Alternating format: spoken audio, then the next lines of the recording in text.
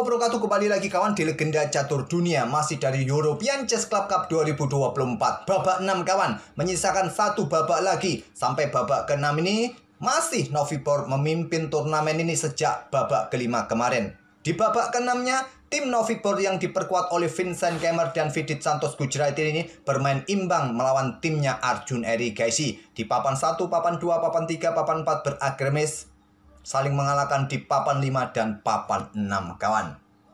Novipor ditempel ketat oleh tim yang lain kawan. Masih belum jelas ini siapa yang akan menjadi juara kawan. Menyisakan satu babak terakhir, babak 7 untuk menentukan siapa yang akan menjadi juara.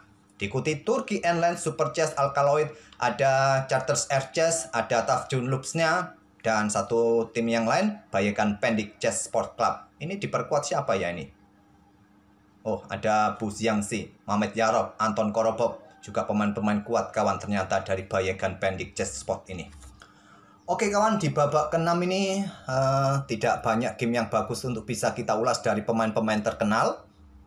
Ada satu game yang cukup ya konyol lah yang admin temukan tadi dari partainya tim Dunatkat Streda versus Zemat sini kawan. Di papan 3. Langsung saja kita ke papan analisisnya yang dimainkan oleh International Master 2400-2300 kawan. Nanti di akhir permainan kita akan melihat kekonyolan seorang master yang masih mempunyai kontrol waktu yang bagus dengan posisi yang menang kawan. Tapi dia blunder besar. Blunder besar. Seperti apa? Kita lihat mulai sejak awal pembukaan. Pion E4, pion E5, kuda F3, kuda C6, gajah B5. Ruy Lopez, pion A6, gajah A4, gajah C5. Memilih variasi klasikal hitam Disney. Rokade, kuda G berkembang ke peta E7. Pilihan utama yang paling banyak diambil oleh manusia di posisi ini. Tujuannya ya jelas untuk berkoneksi dengan saudaranya kawan. Jika terjadi pertukaran tanpa perlu menumpuk pion di lajur C. Engine menyukai langsung pertukaran. Manusia lebih menyukai kuda ambil pion E5. Ini juga bagus menurut engine. Nah, kuda pukul kuda E5. Pion D4 tentu saja, garbu kedua perwira. Pion B5 terlebih dahulu. Langkah ini cukup penting kawan di posisi ini sebelum ambil balik pion D4.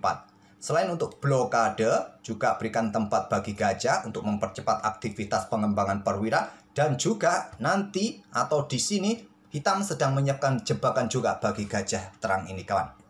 Tentu gajah mundur ke petak B3, baru gajah ambil pion D4, ambil balik oleh menteri. Nah, pion D6. Langkah kunci bagi hitam untuk melanjutkan pergerakan pion B5-nya. Hitam sedang mempersiapkan jebakan. Selain untuk perkuat posisi kudanya, hitam sedang menjebak putih di sini kawan. Putih harus berhati-hati. Jangan sampai kalian membuat langkah kesalahan di sini. Karena sudah jelas juga kawan, pion C5 tempo ancam menteri, dorong lagi gajah terang terjebak. Dan di posisi ini paling banyak putih memainkan pion C3. Hitam tetap akan melanjutkan dengan pion C5-nya atau rokade. Mungkin kalian lebih menyukai dengan pion C5, menteri mundur, diikuti pion C4, gajah mundur, baru rokade. Yang paling banyak dengan pion C3. Berikan ruang pergerakan bagi gajah terang. Tapi putih langsung memilih dengan pion C4 di sini kawan, dan ini merupakan ide baru yang belum pernah terjadi sebelumnya di langkah ke-10 putih dalam pembukaan Ruy Lopez pertukaran perwira di peta pusat.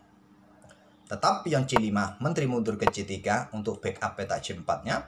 Hitam rokade, pion C pukul pion B5, pion ambil balik pion B5, kemudian di sini pion F4.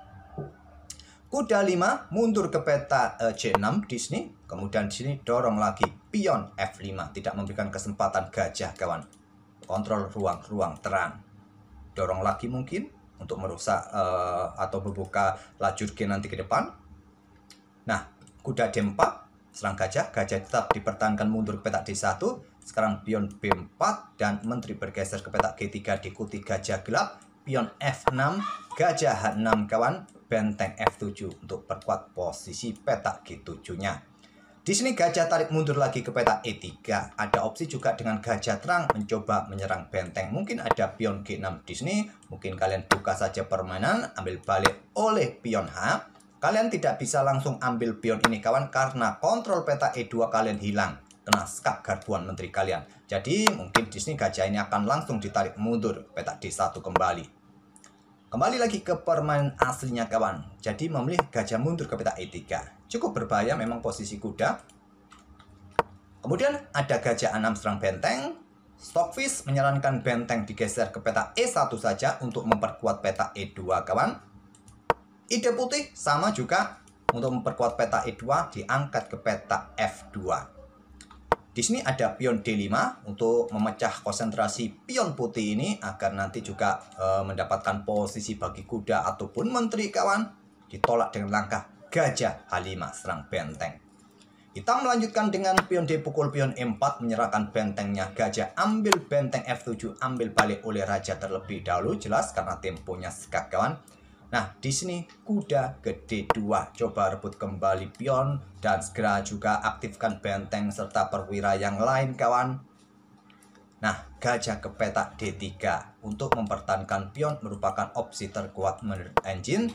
Tapi hitam ingin mengembalikan kualitas perwiranya dengan langkah kuda E2 skak garbu menteri kawan. Ya disikat saja. Benteng ambil kuda E2 ambil balik oleh gajah. Mungkin berikutnya gajah akan terkoneksi dengan pion ini. Menteri F4 kawan. Untuk jaga pionnya dari ancaman kuda, juga pressure pion yang di sini.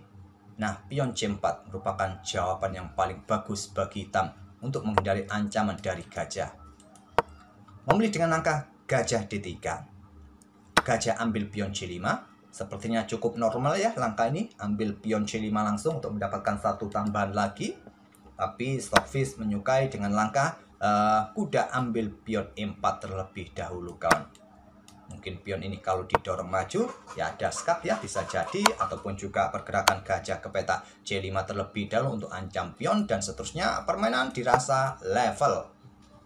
Tapi memilih gajah ambil pion C5 untuk serang atau tekan kuda. Kuda ke D5 ancam menteri. Menteri mundur ke F2 berkoneksi dengan gajahnya. Menteri C7 mencoba menekan gajah dan berikan jalan bagi bentengnya menuju pusat. Pion A3 menantang pertukaran pion untuk membebaskan satu pionnya. Kuda B3 yang disukai oleh Stockfish. Tapi pion A3. Pion B pukul pion A3. Pion B ambil balik pion A3. Dan putih punya pion bebas di lajur A. Kemudian pion E3, korban pion kawan untuk membuka jalur-jalur serangan. Engine tidak menyukainya, tapi manusia punya cara berpikir sendiri. Kreativitas, ide itu yang dibutuhkan untuk memetik kemenangan. Kalau engine menyukai dengan benteng C8 menekan gajah. Tapi dengan pion E3, gajah ambil pion E3, benteng E8, itulah ide hitam kawan. Serang gajah bersama kuda dan siap menempati baris kedua. Nanti dengan dukungan kuda mungkin kawan, tekan peta G2 bersama menteri di diagonal ini, tekan pion H2. Gajah C5, pilihan putih menghindari serangan benteng, cukup ke peta D4 saja yang terkuat bagi gajah. Tapi memilih ke peta C5, benteng E2, menteri D4, menyerang kuda, menyerang gajah kawan. Simpel kuda F4, jaga gajah, dan persiapan untuk memetik kemenangan, ambil pion G2. Dan bersama menteri coba lihat kawan, nanti benteng menteri kuda ini cukup menakutkan. Posisi hitam sangat aktif, para perwiranya sudah mendekati jantung pertahanan Raja Putih. Diantisipasi dengan langkah menteri D6, menantang pertukaran serang kuda sekaligus. Terlebih dahulu benteng ambil pion G2 skak, Raja H1. Di posisi ini hitam dalam posisi yang bagus. 90% hitam bisa menang kawan. Kecuali kalian error, kecuali kalian ngantuk. Terus apa yang harus dilakukan oleh hitam di posisi ini? Kuda dalam posisi terancam, diajak pertukar menteri kawan. Ya logisnya terima saja agar kuda ini aman. Setelah diambil balik oleh gajah, mungkin benteng F2 dan persiapan ambil pion ini, jaga kuda juga kawan. Kalian bisa unggul satu pion. Memang cukup merepotkan ya, ada pion bebas di sisi kiri. Tapi kalian masih punya ada gajah yang nanti bisa blokade, ada benteng kawan. Mungkin terjadi pertukaran kalau putih mau ambil balik oleh benteng dan coba rebut pion ini. Gajah dipersiapkan untuk blokade laju pion A. Coba lihat kontrol waktu hitam masih dalam posisi yang cukup bagus, 30 menit. Putih sudah keteteran. Masih di langkah ke-33, putih hanya tersisa 1 menit kawan. 1,5 menit lah. Hitam melangkah Menteri B7. Blunder seketika kawan. Admin tadi belum menunjukkan ancaman satu lainnya yang lebih fatal. Selain menantang pertukaran menteri atau mengancam kuda, menteri dalam posisi siap skakmat. Dengan kontrol waktu 30 menit kawan yang cukup banyak, dia melangkah Menteri B7. Persiapan juga discover, menyerahkan kuda, tapi tidak melihat skakmat satu langkah. Inilah kekonyolan International Master itu. Seperti kalian, terlalu semangat mencoba skakmat kawan. Ya ancamannya tadi skakmat, intinya juga persiapan. Korbankan skakmat. Tapi tidak melihat ancaman lain dari putih kawan. Seperti kalian, terlalu fokus untuk menyerang, meninggalkan rajanya skakmat kawan. Wassalam skakmat di langkah ke-34. Saya rasa game inilah yang cukup menarik di babak ke-6 kawan, daripada game-game yang lainnya yang admin tadi coba korek-korek. Oke, semoga permainan ini bisa menjadi perhatian kalian. Jangan terlalu fokus juga menyerang, perhatikan pertahanan kalian kawan. Manfaatkan kontrol waktu kalian sebaik mungkin. Oke, terima kasih. Kita akan bertemu di video-video berikutnya. Wassalamualaikum warahmatullahi wabarakatuh.